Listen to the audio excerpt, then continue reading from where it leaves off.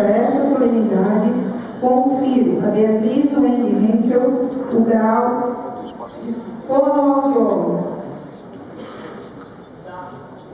Convido a sua mãe, Cátia Regina Figueiredo, técnica administrativa do Departamento de Nutrição do Centro de Ciências da Saúde, para fazer a entrega do diploma.